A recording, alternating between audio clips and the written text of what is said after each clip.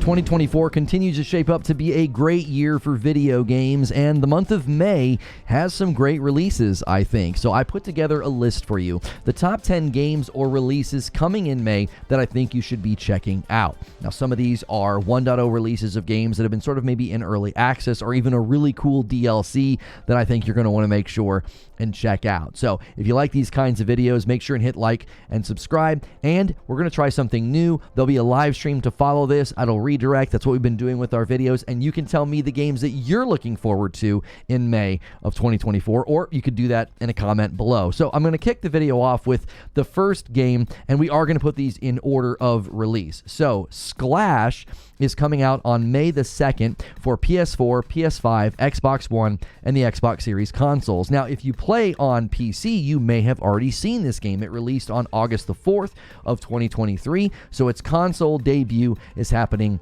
in May. Now, you might be saying, wait a minute, you're not a fighting game guy. Why are you telling me about a fighting game? Because yes, this is in fact a fighting game. It is a 2D samurai fighting game, and it has this sort of hand-drawn, almost hand-painted feel. So I love the art style. It's the fact that it is a samurai fighting game that has my interest. It talks about how there's a lot of tension. One hit is enough to kill. There is local as well as online multiplayer, but there is a story mode as well. So I'm actually interested to try this out to see how it plays, what's it flow like. And again, I always love a game with a very unique art style, and I'm a huge fan of sword-based or even samurai-style combat where you're working on parries, timing, dodging, analyzing what the enemy is doing. So I'm definitely going to be checking out Sclash on May the 2nd. Next up is V Rising. Its 1.0 release is finally here on May the 8th for PC. Now, they have also announced it will be coming to PS5. It's to be announced later this year. That's coinciding with some other things. They've also revealed a Legacy of Castlevania content drop as well as a premium pack. That will also be coming to PlayStation 5 at some point in 2024, but they have said the hunt begins in May, on May the 8th. Now, this game, if you've never played it before, V Rising is a survival action RPG. It sort of descended on the scene. People were sort of describing it as a top-down, almost Diablo meets Valheim type of game, and it has some very interesting mechanics, like you have to stay out of the sun, and you're also just trying to survive, and you're hunting, and I found the game to be very, almost immediately addicting. It really pulled me in. If I had time for a game like this, I probably would have played it more because it does feature co-op, and I do like having a nice couch co-op game to play. Once it hits PlayStation 5, since I am more set up for couch co-op with my PlayStation 5s, maybe I'll try this one out with my wife, although survival games can be a little tense, but I usually look for the more laid-back games. So if you've been following V Rising, or maybe not at all, and it sounds like it's sort of in your lane, the 1.0 release hits PC again on May 8th, but then the PS5 release date is still unknown, but it looks like they're getting some great partnerships and things like the Castlevania, the Legacy of Castlevania content drop, so keep your eyes open for V Rising in May as well. Now, that wouldn't be the only vampire game to be getting some content in May. Vampire Survivors is getting a Contra DLC on May the 9th, and Vampire Survivors is currently on mobile, PC, Switch, as well as Xbox One and the Xbox Series consoles. It is coming to PS5 later this year, so everybody's very excited about that. It's actually saying that it's coming to PS5 later this summer, but they're calling this Operation Guns. It is an official Contra announcement, as well as they sort of combine this with the PlayStation announcement as well, and it looks really, really cool. For fans of Contra, I'm sure it's a great reason to try out Vampire Survivors, but if you love Vampire Survivors, you're definitely going to want to check out Operation Guns with the Contra DLC. They did add co-op in the summer of 2023, so if you're looking to play this game with others, you can do that as well. The flashing lights and the older style graphics kind of mess with my eyes the first time I played it on a monitor, but I used my mobile to play this to kind of pass the time on one of my family trips when I was just kind of sitting around if there wasn't anything to do or if the kids were doing something or resting, and it really is an addicting game. So I'm excited to see this come to PlayStation 5. I'm excited to see it get a Contra DLC, and since they did add that co-op, this is another game I'm thinking about considering checking out with my wife on that couch co-op with the PS5s. We're even hearing that Brotato is getting that co-op edition soon. So these types of games are really starting to show up in more places. The Survivor style game, I know Deep Rock Galactic did neglected one that's on PC that apparently was getting highly praised. So keep your eyes open for that Vampire Survivors Contra DLC in May, as well as later this summer hitting the PS5. Now, the next game is one that I didn't anticipate being on the list, because if you would have asked me a couple of years ago, would I be recommending a rogue, I would have said no, but Returnal served as a great catalyst to me getting into rogues, and the Rogue Prince of Persia comes in early access to Steam on May the 14th. Now, I believe there are plans to bring this to console later, but they are going to be doing early access May 14th on Steam. And there's a couple of things I think to like about this. Number one, I really enjoyed Prince of Persia and the Lost Crown, and that game's combat and the fluidity was just so fun. And this game looks like it brings that same moment-to-moment platforming, combat, action, sort of all seamlessly wrapped into one very unique art style package. Again, that hand-drawn cartoon really gives the game, I think, a great feel. And I absolutely loved Prince of Persia and the Lost Crown as a Metroidvania, but sometimes you just want that moment-to-moment combat in sort of maybe a bite-sized, play session. You don't want to play for a super long time. My wife and I have been enjoying Gunfire Reborn for that reason. It gives us a little bit of that Borderlands vibe, but you just do one run and then you're kind of done, especially when there's meta progression. So I will definitely be checking out the Rogue Prince of Persia on May 14th in early access on Steam, and if you can take a peek at it, watch it on the channel, I'll probably be streaming it.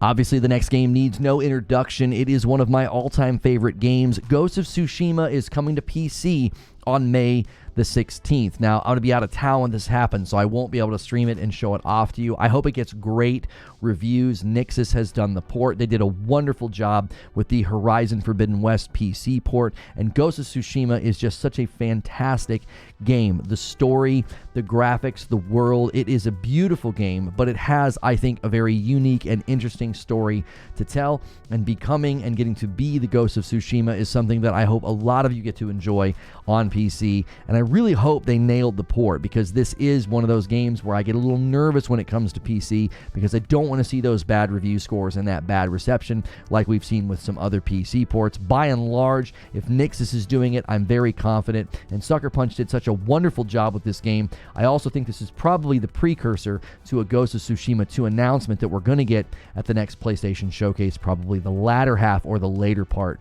of May. So, if you're on PC and you're on Steam, and you like games like this, I cannot recommend Ghost of Tsushima enough. The next game might not be on your radar because it has been on PC since May of 2023, and exactly roughly 1 year later, on May 21st, System Shock comes to PS4, PS5, Xbox One, and the Xbox Series consoles, because again, it's already on PC, so this is almost like its 1 year anniversary of coming out. It's a great first person, as they say, fight to the death in the depths of space. If you're familiar with System Shock, it's been around for a very, very long time, and it got great scores on Steam. It's currently holding a 91%. Now, on console, it may not be as popular. It may be sort of out of the frame for a lot of people, but I remember playing the demo of it, and it just felt very cool. I love the use of lighting. It still felt sort of like an older game, but sort of injected with the new modern feel. Controls felt good, and it is, I think, just a great style game. There's something about the art style, I think, that is really compelling. So be sure to check out System Shock on basically all consoles except for the Nintendo Switch. No surprise here, my most anticipated game of the year, Hellblade 2, comes out on May 21st to PC and the Xbox Series consoles. I have been following Hellblade 2 and its development for quite a while. While I do have some concerns about this game, and I will have to sort of retreat to PC to play it because it will be 30 FPS on the Xbox Series consoles, I also just have concern in general about the scope of the project, how much it has probably changed since some of those early inceptions that we saw, since it did seem to switch also from the Unreal 4 engine to the Unreal 5 engine, and many games coming out in Unreal 5 have been struggling and trying to sort of fix some of the clunkiness or heaviness of the engine. It's just a difficult engine, it seems, to optimize in. the sequel to my all-time favorite game. I love Hellblade 1. It is, I think, one of the best games with respect to being a complete package and being video game as art. And I really hope they continue the story of Senua and do a great job by adding to the combat, the story, the world. And I'm confident it will have amazing production with respect to voice acting and sound, and maybe even a little bit too much of a focus on the graphics. So I will definitely be checking out Hellblade 2 on May 21st, and I'll stream it, so you'll be able to get the news here if it cut the mustard or not. A real quick one here, a game that you might have thought was gone, because I thought it was gone. Multiversus is sort of re-releasing on May 28th for PS4, PS5, PC, Xbox One, and the Xbox Series consoles. This game, I think, has a chance. We know these brawler games are popular and that people like them, and you have a cast of iconic and recognizable characters. My kids don't even like games like this, but they were like, hey, what's that Bugs Bunny game? I do think this game has a ton of potential. It has that appeal and that style, and people seem to like it, but there were issues with the netcode and some of the connections, and they sort of retreated and revisited the game. So it is coming out, again, almost like I said, re-releasing on May 28th. So if you like these brawler-type games, it's pretty much everywhere except for the Nintendo Switch, and I don't know if I'll be checking it out, but I definitely wanted to put this one on your radar because this is a game that seemingly captured everybody very quickly and then left about as soon as it showed up. So it's making that appearance again on May 28th. This next game I am really excited to tell you about because I did play the demo and I really liked it. You can play the demo now in anticipation of it coming out.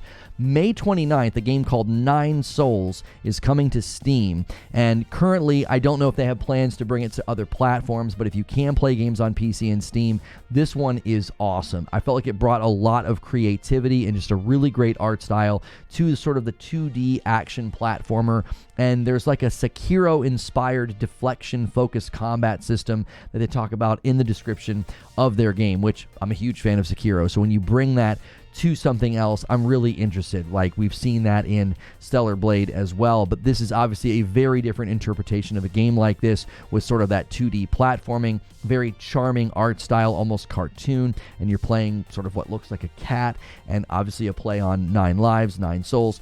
And so I cannot recommend this game enough. I really enjoyed the combat and the feel and the art style and the vibe of 9 Souls. And I hope it's successful. We saw that with Death's Door. It was massively successful on Steam, like 100,000 sold first week, and then it ended up coming to consoles later. So definitely be checking out 9 Souls on May 29th if you're into this type of game, because this one I think has a great feel to it.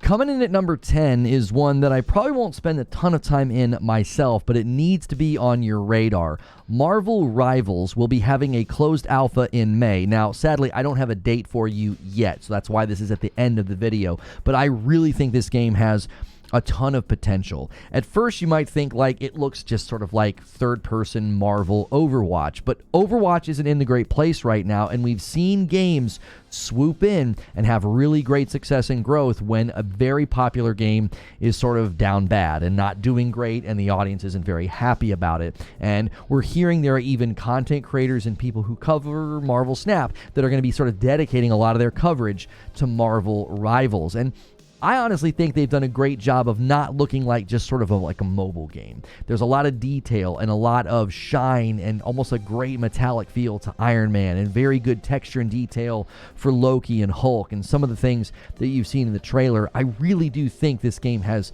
potential to be popular, and I don't think that Marvel will take this lying down. They're not just going to take this lightly. They're going to throw a lot of money behind this. I could see them really trying to get a pro scene in this game. So pay attention to Marvel Rivals. The closed alpha is in May, and probably worth checking out if you're into these types of games. So that's it. That's the top 10 games I think you should be paying attention to or looking out for in May as 2024 continues to trundle along with a ton of great games and a ton of great content. This video is going to be rolling over into a live discussion. We've never done this before. I'd love to hear from you. You can leave a comment below if you miss the live stream, but if you're here for the premiere and you're going to come over to the live stream, what games are you wanting to check out in May? I'll be looking at the trailers with you. I'll be talking about them. I'll even go back and look at these 10 games and break down some of the gameplay and some of the trailers in a more extensive way. So if you want to be there for that, hit that subscribe button, hit that bell button, and come on over. If not, I'll see you in the next video.